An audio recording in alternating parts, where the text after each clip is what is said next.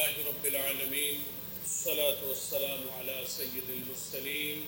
وعلى آله وصحبه أجمعين আমাদের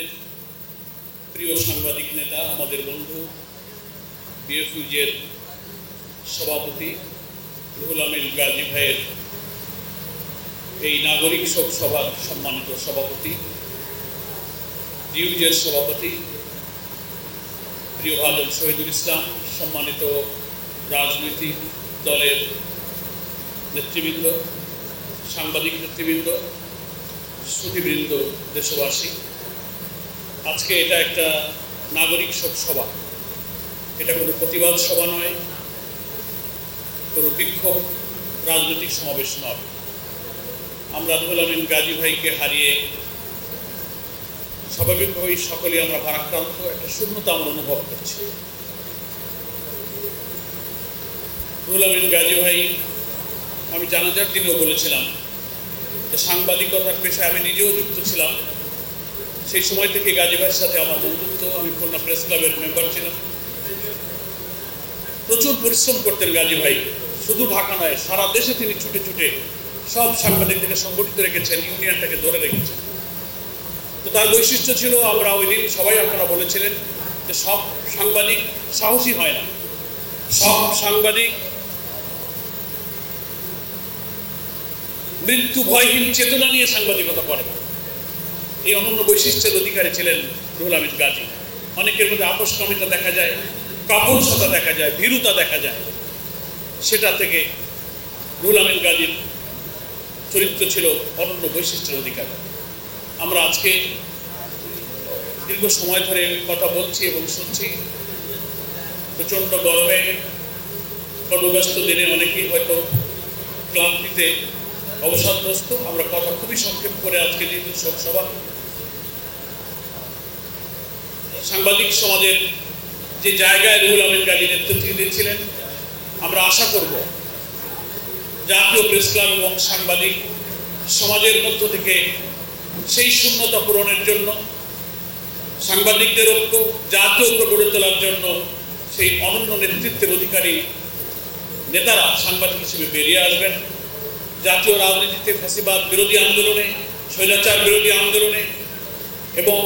বাক স্বাধীনতা মিডিয়া এবং প্রেসের স্বাধীনতা ডিজিটাল সিকিউরিটি অ্যাক্ট নানান কালাকানুনের বিরুদ্ধে গাজী ভাইয়ের যে সংগ্রাম তা যেন কখনো থেমে না যায় এটা যেন আমাদের সবার মনে থাকে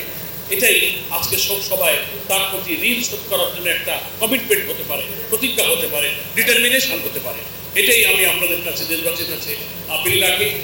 সর্বশেষ তিনি জামাত ইসলামের আমিরের সঙ্গে সকল প্রিন্ট ইলেকট্রনিক মিডিয়ার এডিটর সম্পাদক সিনিয়রদের যে সভা ছিল একটা হোটেলে সর্বশেষ বোধহয় এরকম সমাবেশে তার শেষ যোগদান খুবই অসুস্থ একটা লাঠি নিয়ে হাঁটতে পারছিল না এমন জাতীয় প্রেস ক্লাবের সভাপতি যেটা বললেন মানে তার চেহারা দেখে আমরা সবাই বিস্মিত হয়ে গিয়েছিলাম বিবর্ণ চেহারা হাঁটতে পারছে না নড়তে পারছে না সেদিনই মনের মধ্যে খুব খারাপ লাগছিল আমাদের আমির সাহেব বলেছিলেন আপনি চিকিৎসা করেন আমাকে কানে কানে গাজী ভাই বললেন ফরওয়ার্ড ভাই কী করবো আমি আমাদের আমির জামাতকে বললাম বলো তার চিকিৎসার জন্য যা করা প্রয়োজন বিদেশে যেতে হলেও তিনি যাবেন আমরা তার পাশে আছি যাওয়ার চেষ্টাও করা হয়েছিল কিন্তু তার অসুস্থতা এত সিরিয়াস পর্যায়ে তিনি আর ফ্লাই করতে পারলেন না তো আমরা এটাই আশা করি যে আজকে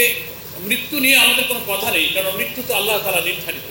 আমরা এটার উপরে ঈমান রাখি কিন্তু কষ্ট হচ্ছে যে তিনি নির্যাতিত হয়ে মৃত্যুবরণ করেছেন কারাগারে 18 মাস দীর্ঘদিন তাকে ডিভিশন দেওয়া হয়নি হাইকোর্টে নিম্ন আদালতে বারবার ধর্ণা দিয়েছে আমরা কিন্তু তার ডিভিশন দেওয়া হয়নি একেবারেই শেষের দিকে এসে খুব চ্যালেঞ্জ করে অ্যাপিল ডিভিশন থেকে তার ডিভিশনের আদেশটা নিতে হয়েছে তো সেই কারা নির্যাতিত সাংবাদিক তিলে তিলে মানসিক নির্যাতনে তার স্ত্রী সন্তানরা কষ্ট পেয়েছে এবং এই নির্যাতনেই তার শারীরিক মানসিক যে মারাত্মক যে ক্ষতটা হয়েছে সেটা নিয়েই তিনি দুনিয়া থেকে চির বিদায় নিয়েছেন তার একমাত্র পুত্র সন্তান এখানে আছে আমরা তার জন্য দোয়া করি ভাবি এবং তার পরিবারের স্বজনদের জন্য আমাদের সহানুভূতি শোক সমবেদনা দোয়া থাকবে আমরা গাজী ভাইয়ের পাশে সবসময় ইনশাআল্লাহ থাকবো সাংবাদিক সমাজ থাকবে বাংলাদেশ থাকবে আধিপত্যবাদ বিরোধী জনতা গাজী ভাইয়ের পাশে ইনশাআল্লাহ সবসময় থাকবে আমরা মহান আল্লাহ তাআলার কাছে প্রার্থনা করব, হায় রব, তোমার এই গোলাম, তোমার এই বান্দা মানবীয় কোনো ভুল ত্রুটির ঊর্ধ্বে আমরা কেউই নই, তার জীবনের ভুল ত্রুটি তুমি ক্ষমা করে দিয়ে তুমি তাকে জান্নাতুল ফেরদৌস নসিব করো, তার কবরকে তুমি জান্নাতের আলোয় আলোকিত করে দাও, তার হাসর মিজান ফুলসিরাতের প্রতিটি কঠিন পর্যায়ে আল্লাহ তাআলা তুমি তার প্রতি রহম করে তুমি তাকে জান্নাতের উচ্চ মর্যাদা স্থান দান করো, তার পরিবার পরিজনকে